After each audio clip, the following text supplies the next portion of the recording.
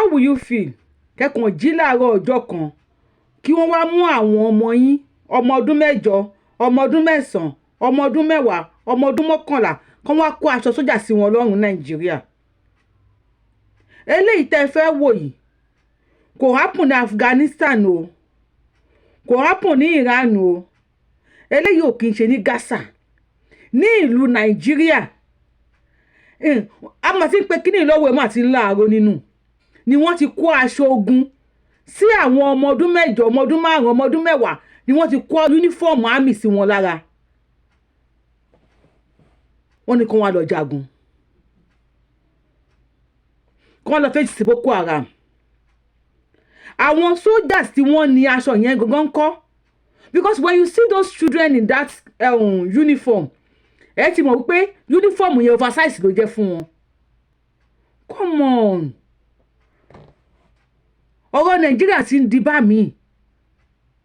Even gan àwọn Ukraine, àwọn Israeli àti Palestine, àwọn Iran pàápàá tí wọ́n ń ja ogun lọ́wọ́, tí wọ́n ń ju mísàì lọ́wọ́, kò tí ì lè débi wípé wọ́n kó aṣọ ogun sí àwọn ọmọ wọn lọ́rùn. Ẹjọ́ ṣógun ti bẹ̀rẹ̀ Nàìjíríà ni. This happened in Borno, where they call them àwọn ọmọ ogun. Wọ́n máa sọ pé ọmọ ogun, eléyìí gangan ni definition of ọmọ ogun. Bàbá ogun làwọn tó ń ní aṣọ yẹn gangan, ṣùgbọ́n àwọn ọmọ ogun náà kọ́ṣọ sí lọ́rùn nísìn. Yorùbáwùyí lórúkọ mi. Èní ní ọjọ́ 10 oṣù kẹta ọdún 2026, as in 10th of March 2026.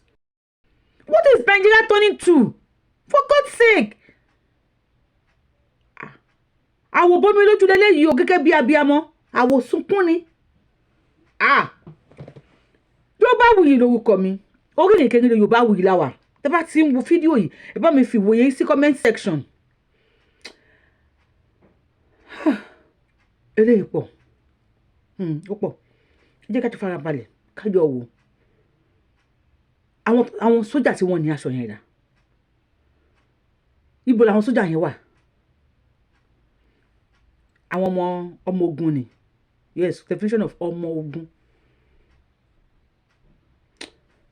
Ẹ wo, kẹ́ fòpínà yìí sí comment. Ẹ má gbàgbé láti subscribe sórí Ìrìnkèrindò Yorùbáwùyí. Ẹ lè máa rí Yorùbáwùyí bẹ̀tẹ̀ orí Ìrìnkèrindò Yorùbáwùyí la wà yìí.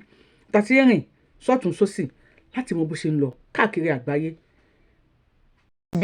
Dozens of children and young teenagers dressed in Nigerian Army camouflage uniforms, helmets and boots performing military drills.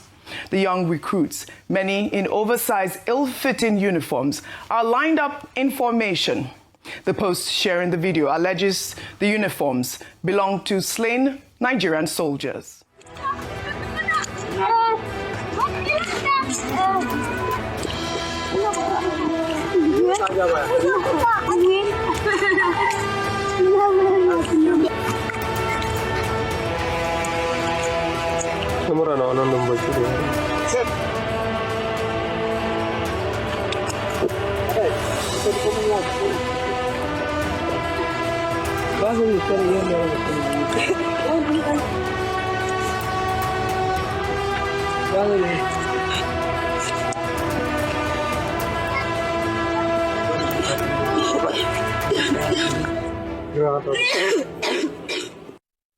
This is heartbreaking to see.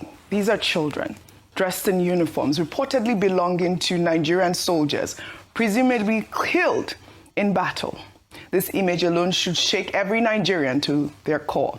Commentators have linked the footage to Boko Haram's long-documented practice of forcibly recruiting children, with some pointing to the Al-Majirinsi street child system in northern Nigeria as a key recruitment tool for terrorist groups. Well, research shows the children in the video are from the Ngoshe axis of Goza local government area of Borno State, which recently saw the kidnapping of 100 women and children. Well, Borno State Commissioner for Women Affairs, Zuwaria Gambo, has stated that these may well be children abducted during the state's recent attacks. Young boys torn from their families, stripped from their innocence, and handed the uniforms of fallen Nigerian soldiers. This is not just a security crisis. It is a humanitarian catastrophe unfolding in plain sight, a stark reminder that the fight against insurgency in the northeast is far from over. We also saw, a troubling video last week showing a group of young boys wielding large guns slung across their backs. The video shared on X shows the children standing alongside suspected terrorists in full military gear, with the boys appearing as young as 9 or 10 years old. The footage has shocked many Nigerians on social media, raising serious questions about how these weapons were obtained and what children so young are doing in the company of armed militants. Meanwhile, controversial cleric Sheikh Ahmad Gumi has indicted the federal government in a recent interview, saying that the government officials and security forces are not only aware of terrorist hideouts, but know the terrorists by name. Let's take a look. The government knows every terrorist by name and by location. I don't go yellow. I don't go to the terrorists alone. I call the police, I call the security, everybody. I will go to the MES, another place. And if I went to one terrorist, I went to even with women with me. Go to the bush. But when you didn't see it before the camera was not concentrated on it. I don't go hello. Gumi has repeatedly called for dialogue with terrorists, and in this interview, he reiterated that peace talks are the only way forward, while also calling out the military for mismanaging what he described as trillions of Nigeria's defense budget. Sheikh Gumi has never been shy about speaking his mind, but for many Nigerians, the more pressing question is this: if the government truly knows every terrorist by name, why are communities still being razed to the ground? Before I take more security topics, I'd like your analysis starting from, the children that we saw in that video. A shocking video of these children wearing, slain Nigerian soldiers' uniforms, reportedly. This is very, very sad, and that's a big issue this morning. This is our future, and this is the price of war that we often perhaps don't look at or talk about. Let me start from the end, and I'll go back.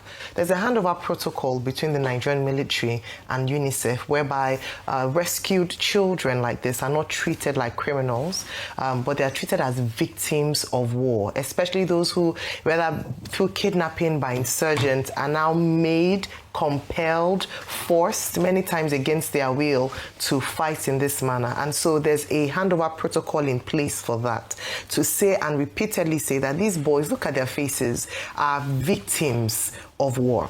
Now, this is why we keep on calling for urgent attention to be paid to tackling insecurity, and why we keep asking questions as to the whereabouts or the release of, of these people who are kidnapped, especially where we see young children like that. Because if not, beyond the funding of terrorism, is that when we kidnap these people, we're going to recycle and have these young, innocent children being indoctrinated or pushed into a life of criminality against their will. No Nigerian child should be involved in combat. We are signed to the Child's Right of 2003. We have the Child's Rights of 2003. We are signed to the United Nations Conventions on the Rights of a Child. And so every child's right ought to be protected. If we don't get the insurgents, we will continue to see cases like this. This is why there's a continuous push for the soul of our future, because this is our future here. If we're not talking about children being out of school, if we're not talking about children being malnourished, last week you talk about our young people who are, there's a big substance misuse in our nation. We are selling the soul of our future. Yes. This is what we see before us. And that's why there's a continuous FOM call for security agents to go after these these criminals, these terrorists, so that not only do we safeguard our now in terms of the places and the people that they kill and kidnap, but that we also do well by the future, by safeguarding our children and ensuring that none of them will ever have to go into combat. Now, going on to Sheikh Gumi's story around, okay, they know the terrorists, it's difficult not to believe what he's saying, Oji, because we've often talked about this, that there must be some form of complicity. Yes. It's overt in some cases, like we saw whereby intelligence, or we've seen in cases where intelligence is received and someone within the ranks leaks it. We've seen cases where there's been a repeated call for investigations around the principal actors who called back soldiers based on the fact that terrorists are going to attack the Kebbi school in minutes. We have asked these questions, yet there is a glaring, obvious silence from the government. And so it's difficult to not know that, that there is some form of complicity, including them knowing. So the gap between them knowing and the arrest is, what is the difference? Why can they not go after these people? What is it? Where do they hold these government people by the jugular, whereby they are unable to act in a way to save the Nigerian people? These are the questions. And maybe Sheikh Gumi himself has a question to answer. He must know where they are saying, because for you to make assertions like this, so they should use him as a principal witness or a principal link to the terrorists and see how they can find a way. And no negotiations. Only it has been recommended in the past. It has failed in many instances where it has been employed, and so no negotiations. These are criminals, these are terrorists, and the Nigerian state must be serious about dealing with them and going after them to protect our now, and very importantly, to protect our future, our children. Our future. Very well said, Ayo. Very well said. Well, in response to the growing insecurity across northern Nigeria and the country at large, Peter Obi wrote a lengthy post on X on Monday calling out the government. He wrote in part, "Our nation is clearly under siege, and the scale of insecurity is becoming unbearable, spreading widely all over the country, from Nasarawa, Kogi, and Benue. Residents are screaming that terrorists now flock to their farms and forests, disrupting economic activities, forcing entire villages to flee in fear. In Nasarawa's Kadako area alone, 14,318 civilians are now registered as internally displaced persons. In Oyo State, travelers were abducted in the dead of night along the Kishi-Igbeti Road. Their whereabouts are still unknown. In Ondo State, criminals shot at, abducted, and wounded innocent citizens. And in Kebbi State, terrorists are on a rampage, killing officers and citizens, making it the third deadliest attack this month. The wave of terror has now brazenly crept into our nation's capital, the attack in Kabwa, Abuja. Just this week, about 19 citizens were abducted from their homes, including women and children. This is yet another grim reminder that insecurity is no longer distant, but now a norm. The primary responsibility of any government is to secure the lives and property of its citizens. Yet, the response from the government in power to all the incidents has been dead silence, as if Nigerian lives no longer matter. The ruling class are instead devastatingly more preoccupied with how to snatch, grab, and run away with the next election. It is time to restore security, dignity, and hope to every corner of this nation. Well, last week, President Bola Ahmed Tinubu boldly stated that Nigeria will defeat terrorism and banditry despite the recent deadly attacks in Borno State, where over 100 women and children were kidnapped. The president made the statement on Friday, speaking during an interfaith breaking of fast with service chiefs and military heads at the State House in Abuja. I'm so grateful to all of you, particularly the leadership of the armed forces, of working so hard to protect this country from marauders and keep our sovereignty. Kí wọ́n wá mú àwọn ọmọ yín, ọmọ ọdún mẹ́jọ, ọmọ ọdún mẹ́sàn-án, ọmọ ọdún mẹ́wàá, ọmọ ọdún mọ́kànlá, wọ́n wá kó aṣọ sójà sí wọn lọ́rùn Nàìjíríà. And people of Borno for eléyìí tẹ́ fẹ́ wò yìí kò happen ní Afghanistan o, kò happen ní Iran o, eléyìí ò kì í ṣe ní Gaza, ní ìlú Nàìjíríà. Freedom. A mọ̀ sí pé kí ni ìlọ́wọ́ ẹ̀ máa ti ń láàárọ̀ nínú ni wọ́n ti kó aṣọ ogun sí àwọn ọmọ ọdún mẹ́jọ, ọmọ ọdún márùn-ún, ọmọ ọdún mẹ́wàá ni wọ́n ti kó uniform àmì sí wọn lára. The people are facing the challenges of terrorism and banditry. We win. Nigeria àwọn will prevail. soldiers tí wọ́n ní aṣọ yẹn gangan kọ́ because when you see those children in that uniform Well, Dr. Abati, that's the commander-in-chief being fún optimistic. However, the attacks in Borno State have shaken the nation. Communities have been Nigeria destroyed. Soldiers have been killed and over 100 women and children remain missing. A vow to defeat terrorism is welcome, but for the families still waiting for their loved ones to come home, words alone will never be enough. On one hand, we see Peter Obi, of course, the opposition fiercely condemning the federal government, and of course, in one part of his statement there, he did, hail the Nigerian armed forces and also tried to advocate for some sort of highlights on their cause in the field, and more attention for their cause in the field. Yes, absolutely. And then here we see the commander-in-chief of the armed forces saying that we will defeat terrorism, but Nigerians are waiting to see that day come. Well, I think Mr. Peter Obi is right on all counts. Because his basic point is that we're focusing more on politics while insecurity is spreading in the country.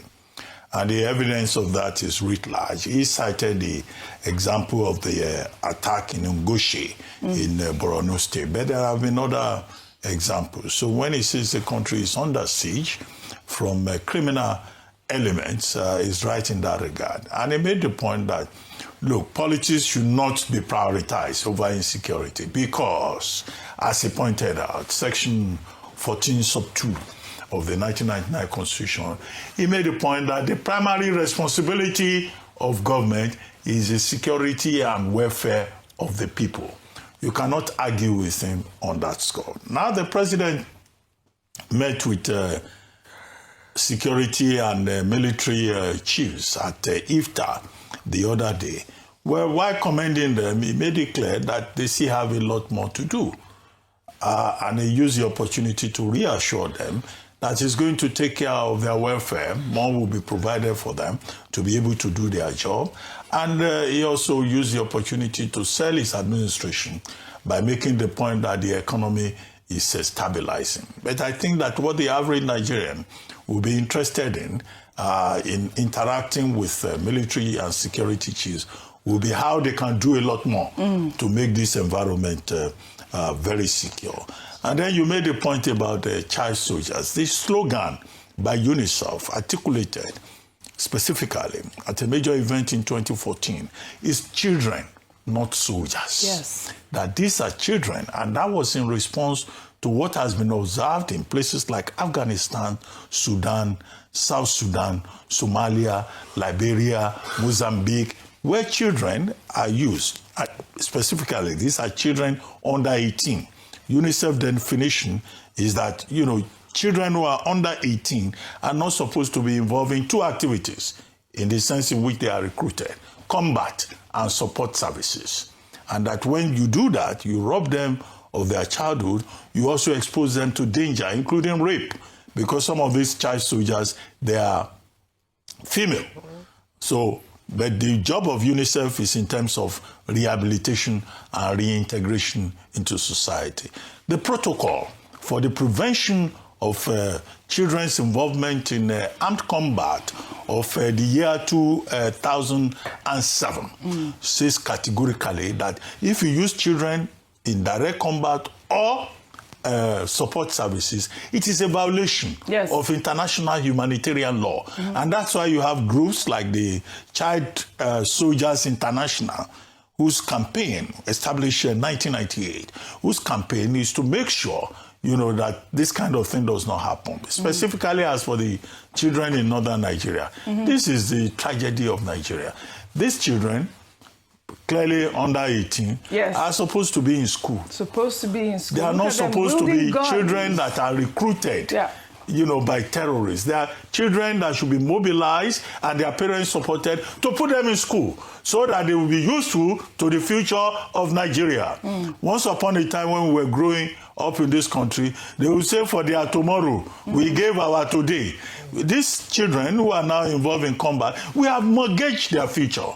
And the blame is on the leadership elite of this country. The same basic point that Mr. Peter Obi was making with regard to insecurity. Well said. I hope, those 100 women and children, the story we took, I hope for their safe return back home.